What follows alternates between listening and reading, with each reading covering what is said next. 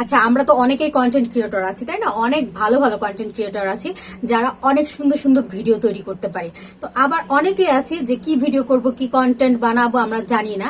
তো আমি যে জিনিসটা করি সেটা আমি পার্সোনালি আপনাদের সাথে শেয়ার করে নিচ্ছি। যে আমি দেখা যায় আমি একটা চিন্তা ভাবনা থেকে একটা কন্টেন্ট ক্রিয়েট করি, যেহেতু আমার নিজস্ব কন্টেন্ট, সেহেতু আমি যখন কন্টেন্ট ক্রিয়েট করি তখন আমি কি করি দেখেন, এই যে আমি খাতায় নোট করে নিই।